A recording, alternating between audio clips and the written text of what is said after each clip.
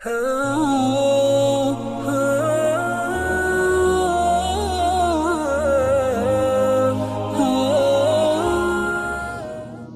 نفس ذائقة الموت ثم إلينا ترجعون. وقال الله تعالى في مقام آخر: كل نفس ذائقة الموت وإنما توفون أجوركم يوم القيامة فمن زحزح عن النار وأدخل الجنة فقد فاز وما الحياة الدنيا إلا متاع الغرور. سبحان ربك رب العزة عما يصفون وسلام على المرسلين والحمد لله رب العالمين. اللهم صل على سيدنا محمد وعلى آل سيدنا محمد وبارك وسلم. اللہ رب العزت نے موت اور حیات کو پیدا کیا لیبلوکم ایکم احسن عملا. اللہ تعالیٰ یہ جانچنا چاہتے ہیں کہ تم میں سے کون نیک عمل کرتا ہے، اچھے عمل کرتا ہے. عقل سوچتی ہے کہ موت آخر کیوں بنائی گئی. علماء نے اس میں بہت ساری حکمتیں لکھی ہیں.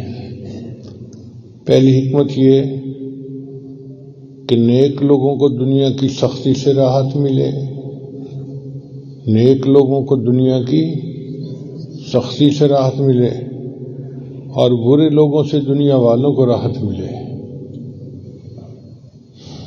حدیث مبارکہ میں ہے کہ نبی اسلام تشریف فرما تھے، ایک جنازہ گزرا. نبی اسلام نے فرمایا یا تو یہ مستری ہے یا مستراح منہ ہے، یعنی یا تو یہ نجات پا گیا یا اس سے نجات پا لی گئی. جو نیک ہوتا ہے وہ دنیا سے نجات پا جاتا ہے اور جو برا ہوتا ہے اس سے دنیا کو نجات مل جاتی ہے. ایک اور حکمت موت کے بنانے میں یہ کہ اللہ تعالیٰ آبادی میں توازن برقرار رکھنا چاہتے تھے. حسن بصری رحمۃ اللہ فرماتے ہیں کہ جب اللہ تعالیٰ نے آدم اسلام کو دنیا میں بھیجنے کا فیصلہ کیا تو فرشتوں نے پوچھا کہ اے اللہ، زمین تو چھوٹی سی ہے اور اولاد آدم تو بہت ہوگی، یہ کیسے رہیں گے؟ اللہ نے فرمایا کہ میں نے موت کو بنانا ہے، آبادی کا توازن برقرار رہے گا. تو فرشتوں نے سن کے ایک اور معصوم سا سوال پوچھا کہ یا اللہ، اگر موت نے آنا ہے تو ان کو زندگی کا مزہ ہی کیا آئے گا؟ اللہ نے فرمایا میں امید کو پیدا کر دوں گا، لہذا پتہ بھی ہوگا کہ موت آنی ہے مگر امید اس کو زندہ رکھے گی. ایک تیسری وجہ کہ انسان موت کے بعد اللہ تعالیٰ سے ملاقات کر سکتا ہے، موت سے پہلے ممکن نہیں ہے. چنانچہ حدیث پاک میں ہے کہ حضرت ابراہیم علیہ السلام کے پاس ملک الموت آئے اور انہوں نے آ کر پوچھا کہ اے اللہ کے خلیل، میں آپ کی روح قبض کرنے کے لیے آیا ہوں. ابراہیم علیہ السلام بڑے حیران ہوئے. فرمایا حل رأیت خلیلا یقبض روح خلیلہ، کیا آپ نے کبھی کسی دوست کو دیکھا ہے جو دوست کی روح کو قبض کرے؟ تو ملک الموت نے اللہ تعالیٰ سے رجوع کیا تو اللہ تعالیٰ نے فرمایا کہ میرے خلیل سے یہ پوچھو کہ حل رأیت خلیلا یکرہ لقاء خلیلہ، کیا آپ نے کسی دوست کو دیکھا ہے جو دوست کی ملاقات سے انکار کر رہا ہو؟ تو ابراہیم علیہ السلام سمجھ گئے کہ مجھے اللہ کا دیدار ہوگا. فرمانے لگے اے ملک الموت، اجل اجل، جلدی کر، میری روح کو قبض کر لے. پھر ایک اور بھی ہے کہ مرنے کے بعد نیک لوگ جو ہیں ان کو نبی علیہ الصلوۃ والسلام سے اور صحابہ کرام سے ملاقات ممکن ہے. حضرت بلال رضی اللہ تعالیٰ عنہ کے بارے میں آتا ہے کہ جب آخری لانس تھے تو بیوی کہنے لگی واہ حزناہ، ہائے افسوس کہ آپ مار رہے ہیں اور فوت ہو رہے ہیں۔ تو انہوں نے فرمایا کہ یوں نہ کہو بلکہ یوں کہو وا تراباہ، ہائے کتنی اچھی بات ہے، غدن القا محمد و اصحابہ، کل میری ملاقات ہوگی نبی الاسلام سے اور ان کے صحابہ سے۔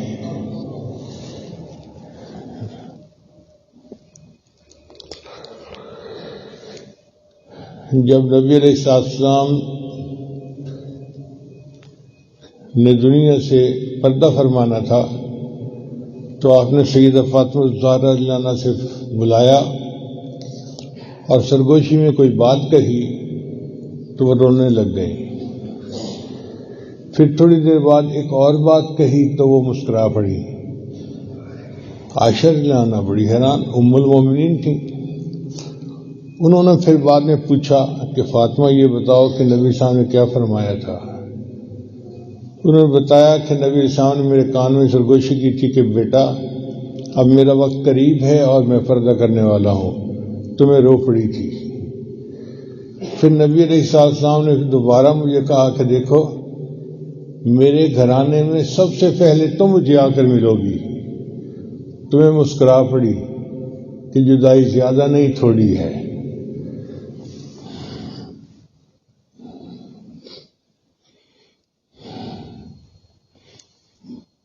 موت کو سمجھے ہے ناداں اختتام زندگی، ہے یہ شام زندگی صبح دوام زندگی۔ لوگ سمجھتے ہیں کہ یہ زندگی ختم ہوگی، زندگی ختم نہیں ہوتی، یہ زندگی کی شام ہوتی ہے اور ایک نئی صبح طلوع ہوتی ہے۔ اس لیے موت کو کہتے ہیں الانتقال من دار الفناء الى دار البقاء، دار الفنا سے دار البقاء کی طرف چلے جانا۔ الانتقال من دار العمل الى دار الجزاء، دار العمل سے دار الجزاء کی طرف چلے جانا۔ الانتقال من دار الغرور الى دار السرور، دھوکے والے گھر سے سرور والے گھر کی طرف چلے جانا۔ الانتقال الى من دار الزوال الى دار الکمال، زوال والے گھر سے منتقل ہو جانا کمال والے گھر کی طرف، اس کو موت کہتے ہیں۔ اور یہ موت بالآخر ہر کسی کو دنیا میں آنی ہے۔ اللہ فرماتے ہیں اے میرے حبیب صلی اللہ علیہ وسلم وما جعلنا لرجل من قبلک الخلد، ہم نے آپ سے پہلے بھی کسی کا دنیا میں ہمیشہ رہنا نہیں لکھا، کوئی دنیا میں ہمیشہ نہیں رہے گا، بالآخر وقت آنا ہے اور بندے نے دنیا کو چھوڑ کے چلے جانا ہے۔ موت کے بارے میں کہا گیا الذی افرق بین البنات والامہات، موت وہ چیز ہے جو ماں اور بیٹیوں کے درمیان فرق ڈال دیتی ہے۔ الذی افرق بین الاخوۃ والاخوات، جو بھائی اور بہنوں کے درمیان جدائی ڈال دیتی ہے۔ الذی افرق بین الزوج والزوجہ، خامد اور بیوی کے درمیان جدائی ڈال دیتی ہے۔ الذی اخرب الدیار والقصور، جو گھروں کو اور محلات کو برباد کر دیتی ہے۔ الذی آمر القبور، وہ موت جو قبروں کو آباد کر دیتی ہے۔ ذوالنون مصری رحمۃ اللہ علیہ بیٹھے تھے تو ایک آدمی قریب سے گزرا، سپاہی تھا، اس نے پوچھا شہر کہاں ہے؟ انہوں نے ایک طرف اشارہ کر دیا۔ اب وہ گیا تو دیکھا کہ آگے تو قبرستان ہے، تو اس کو بڑا غصہ آیا، اس نے آ کے 2-4 ڈنڈے لگائے کہ آپ نے جھوٹ کیوں بولا، میں نے کہا تھا شہر کہاں ہے اور تم نے قبرستان بھیج دیا۔ خود کبھی دیکھو میں ہمیشہ یہیں بیٹھتا ہوں، میں روزانہ دیکھتا ہوں کہ شہر سے لوگ آ کر ادھر آباد ہوتے ہیں، آج تک ادھر سے واپس کوئی نہیں گیا، تو پھر شہر تو یہ ہوا نا جو آباد ہو رہا ہے، اور یہ تو برباد ہونے والا، اس کو شہر کیوں کہیں؟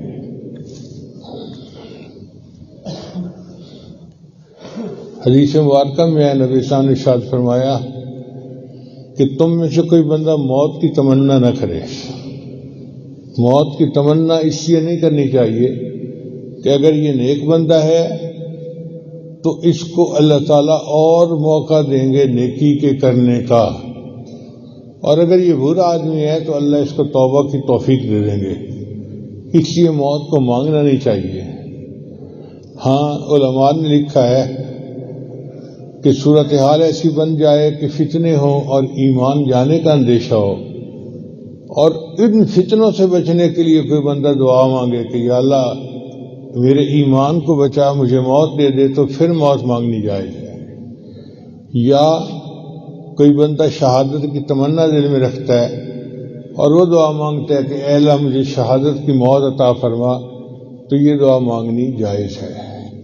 حضرت عمر رضی اللہ عنہ نے یہی دعا مانگی تھی، اللہم ارزقنی شہادتا فی سبیلک واجعل قبری فی بلد حبیبک.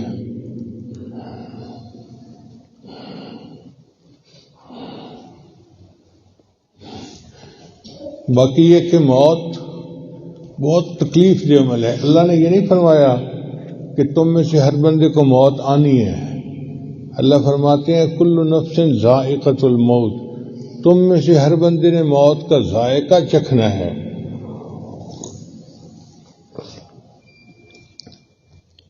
ذائقہ یا تو میٹھا ہوتا ہے یا کڑوا ہوتا ہے. تو نیک لوگوں کے لیے موت کا ذائقہ میٹھا اور برے لوگوں کے لیے موت کا ذائقہ کڑوا. اب موت کی تکلیف کیا ہوتی ہے؟ حضرت علی عنہ فرمایا کرتے تھے کہ جس طرح زندہ بکری کی کھال کھینچ دی جائے تو جتنی تکلیف اس کو ہوتی ہے، موت کی تکلیف بندے کو ایسے ہوتی ہے.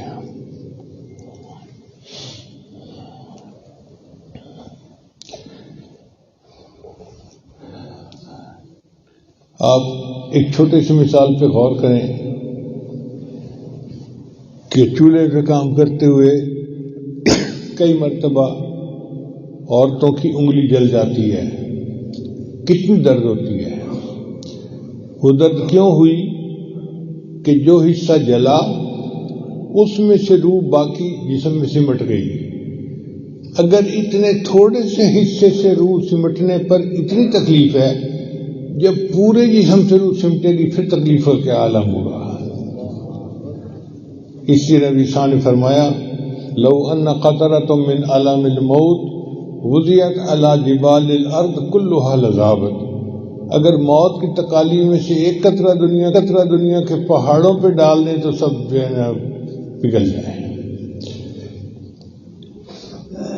اب ایک سوال اور پیدا ہوتا ہے، کیا موت کی تکلیف اچھی ہوتی ہے یا بری؟ دیکھیں نبی علیہ السلام کو جو سکرات کی کیفیت تھی وہ بہت زیادہ تھی. آپ صلی اللہ علیہ وسلم کو بخار بہت تیز تھا اور تکلیف بہت شدید تھی. سیدہ فاطمہ الزہرا نے دیکھا تو انہوں نے کہا ہے میرے ابا پر کتنی تکلیف. تو نبی صلی اللہ علیہ وسلم نے فرمایا بیٹا پریشان نہ ہو، تیرے باپ کو آج کے بعد کوئی تکلیف نہیں ہوگی. سیدہ صدیقہ رضی اللہ عنہا نے پوچھا اے اللہ کے حبیب صلی اللہ علیہ وسلم، میں نے بہت لوگوں کو دنیا میں رخصت ہوتے ہوئے دیکھا ہے، مگر میں نے کسی کی سکرات کو اتنا سخت نہیں دیکھا جتنا آپ کی سکرات کو سخت ہے. تو نبی اسلام نے جواب میں فرمایا کہ فاطمہ میں نے اللہ سے یہ دعا مانگی تھی کہ یا اللہ جب میری موت کا وقت آئے تو جتنی تکلیف دینی ہے مجھے دے دینا اور اس کے بدلے میری امت کے گناہوں کو معاف کر دینا. تو اللہ کے حبیب صلی اللہ علیہ وسلم پر بہت سکرات سخت تھے. تو نیک لوگوں پر بھی کئی مرتبہ بہت سکرات سخت ہوتے ہیں، یہ بری بات نہیں ہے. اور کئی مرتبہ اللہ تعالیٰ نرمی سے موت دے دیتے ہیں، پتہ نہیں چلتا، جیسے مکھن میں سے بال نکال لیا جاتا ہے. وہ اس لیے کہ اللہ تعالیٰ اپنے بندے کو دنیا کی تکلیف دینا نہیں چاہتے، اس لیے آرام سے روح کو نکال لیا جاتا ہے. اور کئی مرتبہ اللہ تعالیٰ ایک برے بندے کو سختی سے موت دیتے ہیں. وہ سختی اللہ تعالیٰ کی ناراضگی ہوتی ہے جو دنیا سے ہی شروع ہو جاتی ہے. اور کئی مرتبہ اس کو تکلیف نہیں دیتے اس لیے کہ وہ چاہتے ہیں کہ یہ قیامت کے دن گناہوں کے ساتھ آئے اور میں اس کو زیادہ سزا وہاں پہ دوں. ہاں اتنا ضرور ہے کہ نبی شاہ نے فرمایا کہ مومن کی موت ہوتی ہے تو اس کے ماتھے پر پسینہ ہوتا ہے. تو بعض علماء نے لکھا ہے کہ مومن کو بس اتنی سی تکلیف ہوتی ہے موت کی کہ جیسے ماتھے پہ پسینہ آ گیا، اس کے علاوہ نہیں ہوتی. حدیث مبارکہ میں آتا ہے کہ جب ملک الموت آتے ہیں تو ان کے ساتھ بہت سارے اور بھی فرشتے ہوتے ہیں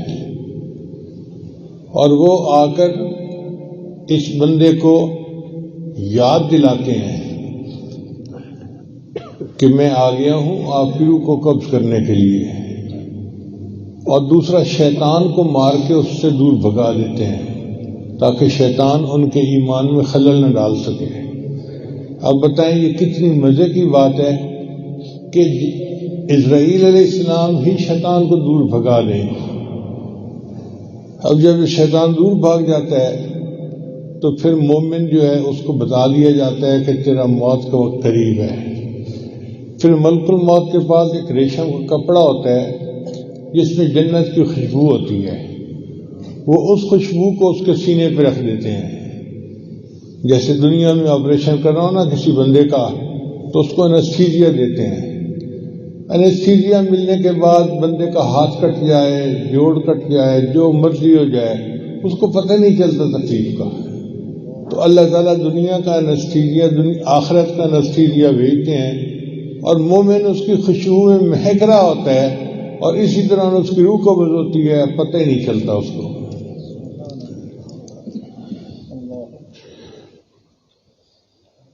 اور جو برا آدمی ہوتا ہے اس کے بارے میں حدیث پاک میں آتا ہے کہ اللہ تعالیٰ فرشتوں کو بھیجتے ہیں اور وہ فرشتے مارنے والی چیزیں لے کے آتے ہیں، ہنٹر جیسے ہوتا ہے. وہ اس بندے کے ایک ایک جوڑ کی پٹائی کرتے ہیں اور کہتے ہیں تو کتنا برا آدمی تھا، اللہ کے حکم کو تو توڑتا رہا، اب دیکھ تیری کیسے گت بناتے ہیں. تو نیک لوگوں کی موت اور ہوتی ہے اور برے آدمی کی موت کچھ اور ہوتی ہے. اس لیے دعا ہے کہ اللہ تعالیٰ ہمیں موت کی تیاری کی توفیق عطا فرمائے اور ہمیں نیک لوگوں کی موت عطا فرمائے. موت کے وقت ایمان سلامت رہے. حضرت مجذوب رحمۃ اللہ فرماتے ہیں ایک دن مرنا ہے آخر موت ہے، کر لے جو کرنا ہے آخر موت ہے. تو نے منصب بھی اگر پایا تو کیا، قصر عالی شان بھی بنوایا تو کیا، گنجے سیم و زر بھی ہاتھ آیا تو کیا، دبدبا بھی اپنا دکھلایا تو کیا. ایک دن مرنا ہے آخر موت ہے، کر لے جو کرنا ہے آخر موت ہے. ہو رہی ہے عمر مثل برف کم، رفتہ رفتہ چپکے دم بدم. ہمیں تو اندازہ نہیں ہو رہا لیکن ایک ایک جو سانس ہے نا وہ ہماری عمر کو گھٹا رہا ہے. اس لیے گھڑیال جو ہے نا وہ آواز دیتا ہے تو کسی عارف نے کہا کہ وہ کہتے ہیں گھٹا دی گھٹا دی گھٹا دی، تمہاری مہلت اور گھٹ گئی اور گھٹ گئی اور گھٹ گئی. تو اللہ نے جو مہلت زندگی میں دی ہے ہم اس سے فائدہ اٹھا کے اپنے سارے گناہوں سے سچی پکی توبہ کر لیں. اس کو کہتے ہیں موت کی تیاری. جب موت کی تیاری کر لی تو پھر موت آسان ہوگی. اللہ تعالی ہمیں اپنی موت کی تیاری کی توفیق عطا فرمائے. اور موت کی تیاری یہ ہوتی ہے کہ انسان گناہوں سے توبہ کرے، حقوق العباد بخشوائے، اگر کسی کا دل دکھایا زیادتی کی تو اس سے معافی مانگے. یہ چیز ضروری ہوتی ہے. اور اگر کبھی بندہ ایسے وقت میں ہو کہ کوئی دوسرا فوت ہو رہا ہے تو پھر کیا کرنا چاہیے؟ شریعت نے کہا کہ اس بندے کے سامنے جو فوت ہونے والا ہے اللہ کی رحمت کا تذکرہ کرو تاکہ اس کو اللہ سے امید لگے اور وہ حسن ظن کے ساتھ دنیا سے رخصت ہو۔ اور دوسری بات کہ اس کے سامنے اونچا کلمہ پڑھنا چاہیے تاکہ اس کو کلمہ یاد آ جائے اور وہ دنیا سے ایمان کے ساتھ رخصت ہو۔ اور تیسرا یہ کہ اس کے بعد سورہ یاسین پڑھنی چاہیے۔ سورہ یاسین شریف کو قرآن مجید کا دل کہا گیا ہے، اس کی تلاوت سے بندے کے لیے سکرات آسان ہو جاتے ہیں۔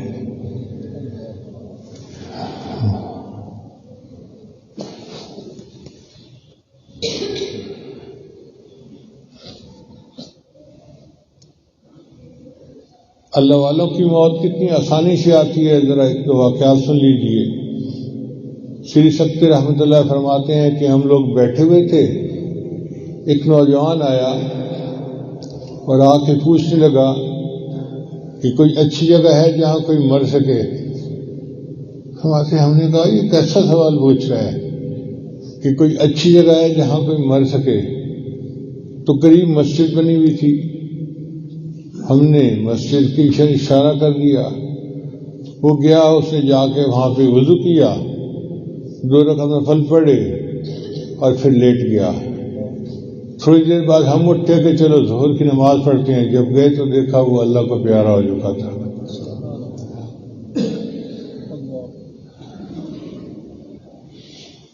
حسن ایک بزرگ گزرے ہیں خواجہ فرید الدین عطار رحمۃ اللہ علیہ، ان کی عطر کی دکان تھی۔ آپ کو پتہ ہے عطر کی دکان میں چھوٹے چھوٹے شیشیوں میں عطر ہوتا ہے۔ ایک بوڑھا سا آیا اور اس نے آ کے دکان کو دیکھا، بڑے غور سے دیکھ رہا ہے۔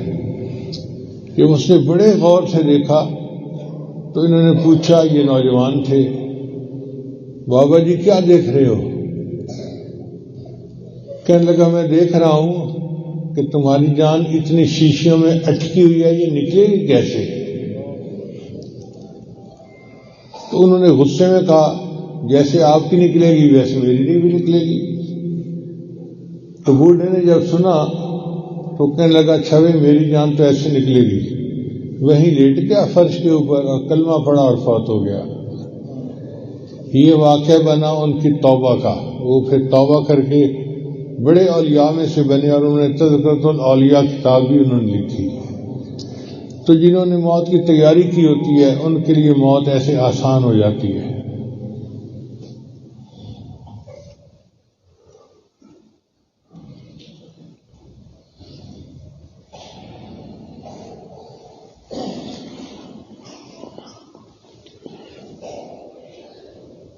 ابھی آج توبہ کے کلمات پڑھائے گا، سچے دل کے ساتھ پیچھے پیچھے پڑھتے جائیں گے۔ پڑھیے بسم اللہ الرحمن الرحیم، لا الہ الا اللہ محمد الرسول اللہ، آمنت باللہ وملائکتہ وکتبہ ورسلہ والیوم الآخر والقدر خیرہ وشرہ من اللہ تعالی والبعث بعد الموت، آمنت باللہ کما ہوا باسمائہ وصفاتہ وقبلت جمیع احکامہ اقرار باللسان وتصدیق بالقلب، اشہد ان لا الہ الا اللہ واشہد ان محمدا عبدہ ورسولہ، استغفر اللہ ربی من کل ذنب واتوب الیہ برحمتک یا ارحم الراحمین۔ بس ان کلمات کو پڑھنے سے ہم تو بتائے ہو چکے ہیں، چند معمولات ہیں جن کو باقاعدگی سے کریں گے تو اللہ تعالیٰ دل کو منور کریں گے۔ پہلا عمل 100 مرتبہ استغفار صبح شام پڑھنا، استغفر اللہ ربی من کل ذنب واتوب الیہ۔ دوسرا عمل 100 مرتبہ درود شریف صبح شام پڑھنا، اللہم صلی علی سیدنا محمد وعلی آل سیدنا محمد وبارک وسلم۔ تیسرا عمل قرآن مجید کی تلاوت روزانہ کرنا۔ چوتھا عمل چلتے پھرتے ہر وقت دل میں اللہ کو یاد کرنا، دست بکار دل بیار۔ اور پانچواں عمل مراقبہ، وَاذْكُرْ رَبَّكَ فِي نَفْسِكَ، ذکر کر اپنے رب کا اپنے من میں، اپنے دل میں۔ کیسے کریں؟ تضرعا وخیفہ ودون الجہر من القول، یہ مراقبہ ہی ہے۔ ہمیں ان معاملات کی پابندی کرنی چاہیے۔ اللہ تعالیٰ آسان فرمائے۔ بہت سارے دوستوں نے دعاؤں کے لیے آج پیغامات بھیجے ہیں۔ ایک دو صاحب ابھی میرے تھے، وہ بیمار ہیں، انہوں نے اپنی شفا کے لیے بھی دعا کے لیے کہا ہے، تو سب بیماروں کے شفا کے لیے دعا کیجیے۔ اور ایک بات یہ بھی ہے کہ اگر اس عاجز کی طرف سے کسی بندے کا دل دکھا ہو تو میری گزارش ہے مجھے اللہ کے لیے معاف کر دیں۔